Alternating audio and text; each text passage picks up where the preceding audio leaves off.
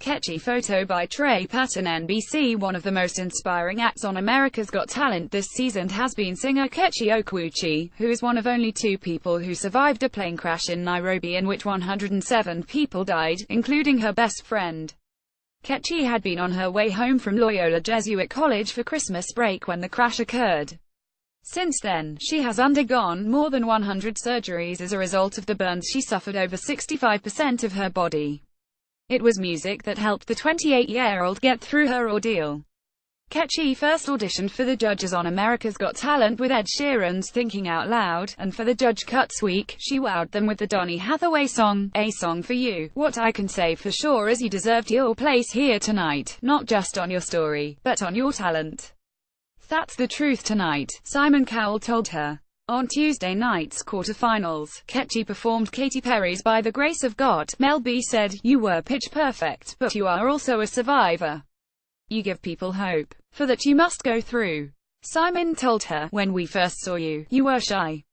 Tonight, you came out as the person you always wanted to be with your song choice and your performance. You are an adorable person.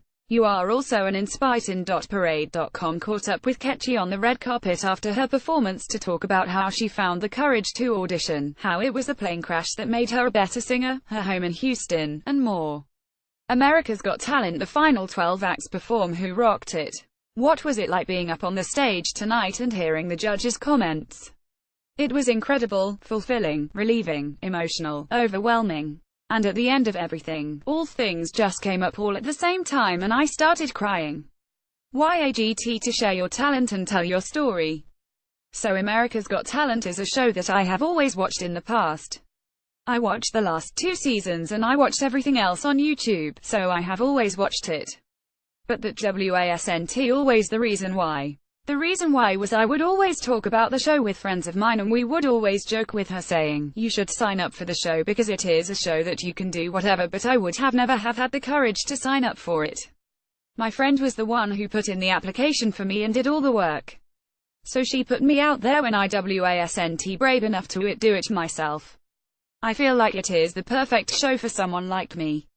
The show already does a great job of showing that it doesn't matter how you look, how old you are, or where you came from. They don't care about that, they just care about what the gift is that you have, and do you want to show it to America. So it is the perfect platform for someone like me who, I feel, has a story to tell and to show people that just because I'm a burn survivor, my life doesn't have to end. Were you singing before the plane crash, or did music help you get through it all after? I love music. I loved it as a teenager, growing up with it.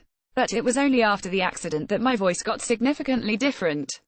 It was always okay, it was good, but after it happened, it became different, better. So my mom noticed and she was like, "Well, that is cool." So for someone like me who already loved music, that was a dream come true. It was a part of my healing. I went through music therapy all throughout my healing process, and so I started singing way more after the accident, more than what I had done before. Do you think it had anything to do with smoke inhalation changing your vocal cords? Must have. I believe that is what it is, because honestly I don't why else that would have happened. I was okay before, I was good before. I was just good, average, nothing special, but after something just changed. I never thought about it, but there was a reason and a significant moment in my life that things changed, and that was it. What would you do with $1 million if you win? In all honesty, what I want to do is I want to put my sister through school because she is in college. She wants to go into medicine and everyone knows that costs crazy, so if I can help my parents with that, that would be amazing.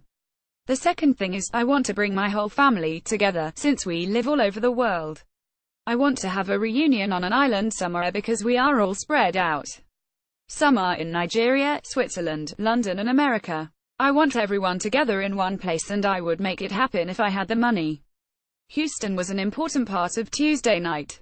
You take us through your thoughts on what has happened and how you are coping. Houston has been my home for 10 years now.